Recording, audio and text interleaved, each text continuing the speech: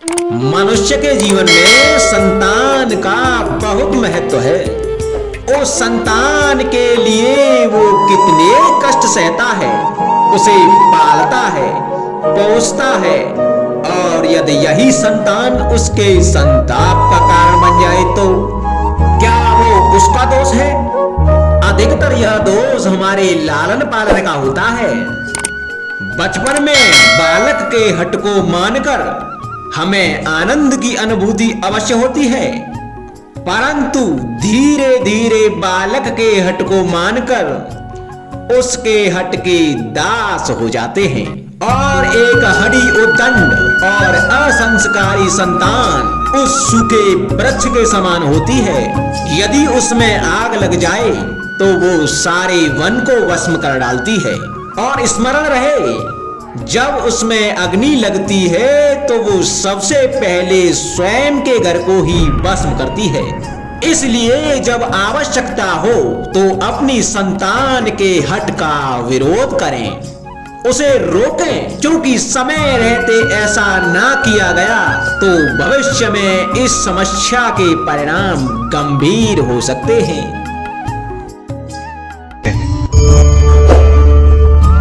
नियम, प्रतिज्ञा, वचन, ये सब मनुष्य ने समाज को सही दिशा में रखने के लिए बनाए हैं।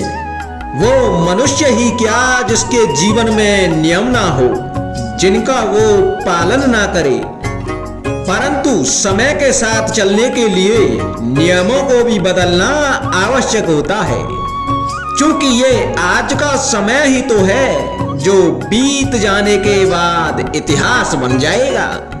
यदि आवश्यकता पड़ने पर नियम और प्रतिज्ञा भंग ना की जाए, समय की मांग के अनुरूप अपनी प्रतिक्रिया ना बदली जाए, तो इतिहास हमें कभी क्षमा नहीं करेगा। आवश्यकता पड़ने पर आपकी तोड़ी हुई एक प्रतिज्ञा, एक बंधन कभी कभी पूरे मानव इतिहास को बड़े विनाश से बचा सकता है। इसलिए नियम, प्रतिज्ञा, वचन कुछ नहीं, कुछ है तो केवल समय, जिसके अनुरूप चलने वाला ही सफल हो सकता है। कभी किसी पंछी को घोंसले की नींव बनाते देखा है?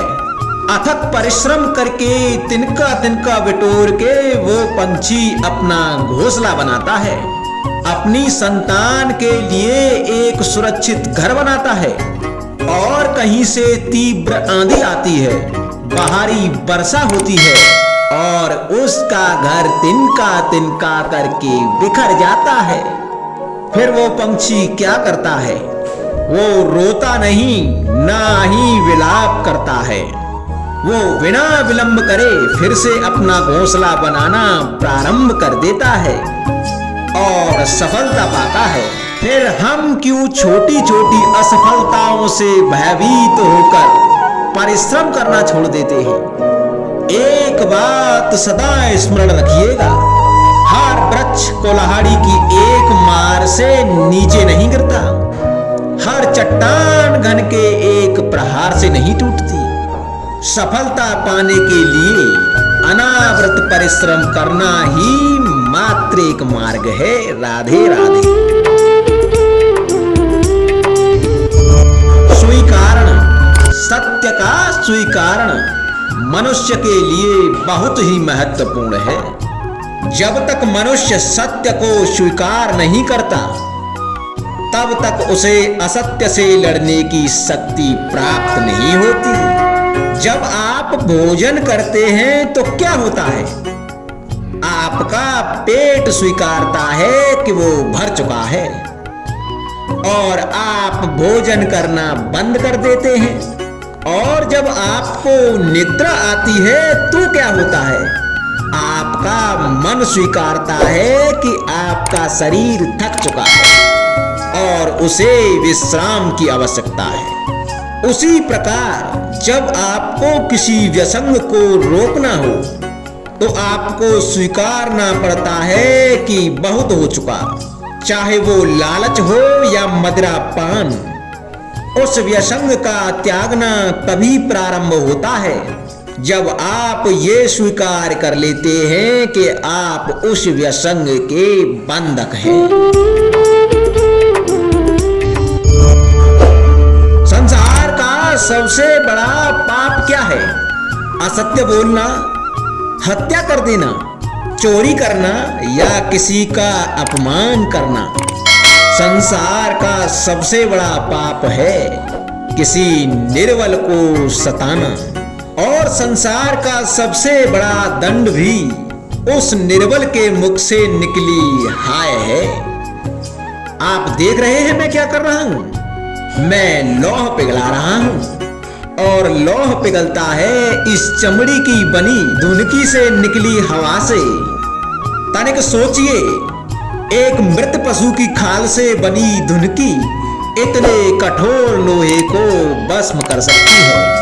ठीक उसी प्रकार आप चाहे कितने भी शक्तिशाली क्यों न हो, यदि आपने किसी निर्दोष और निर्बल को सताया तो उसके मन से निकली हाय श्राप आपके जीवन को भस्म कर सकता है। स्वर्ण सज्जन पुरुष और परोपकारी मनुष्यों की गति एक समान होती है। यदि स्वर्ण टूट जाए तो उसे गर्म करो, ताप दो और पिघल कर वह फिर से जुड़ जाता है। ठीक उसी प्रकार मतभेद होने के पश्चात भी एक सज्जन पुरुष और महान पुरुष फिर से मित्र बन जाते हैं। परंतु दुर्जन दुष्ट माटी से बने लोग उस पके हुए मटके के समान होते हैं कि जिनमें यदि एक बार दरार आ जाए तो वह स्वयं ही स्वयं का सर्वनाश कर लेते हैं। इसलिए मित्रता केवल सज्जनों से ही करें ताकि मतभेद ना हो, क्योंकि दुष्टों का समूह अपना नाश स्वयं ही कर लेता है। यदि क्योले की खान में जाओ तो चाहे जितनी सावधानी बरतो, अपने वस्त्रों पर कालिक लग ही जाती है। इसलिए दुष्ट मित्रों से सावधान। सज्जन शत्रु प्रत्येक परिस्थिति में श्रेष्ठ है।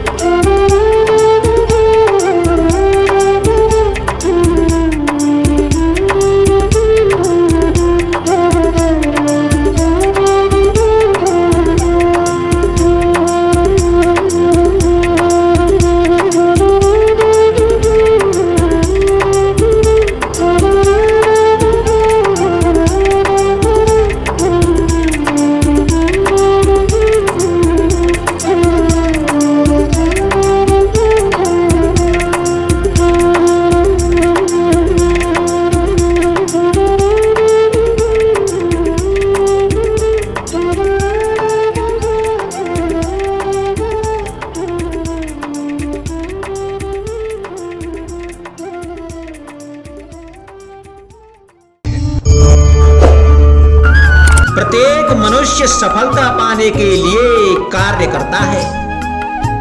कुछ सफल होते हैं, कुछ नहीं होते, और जो सफल नहीं होते वो अपनी असफलता का कारण या तो अपनी परिस्थितियों को बताते हैं या अपने सहयोगियों को दोषी ठहराते हैं। परंतु क्या वास्तविकता में ऐसा ही होता है?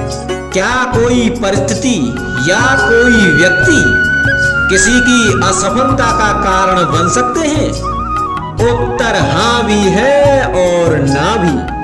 अब आप कहेंगे कैसे? आप इस तितली को देख रहे हैं, आपने एक मक्खी को भी देखा होगा। प्रकृति ने दोनों को समान गुण दिए हैं रसपान करने का। एक तितली फूलों पर जाकर उसका रस लेती है और इस अवस्था में नए फूल खिलने की व्यवस्था भी करती है, और मक्खी घाव पर बैठती है और घाव को सड़ाती है और रोग भी फैलाती है।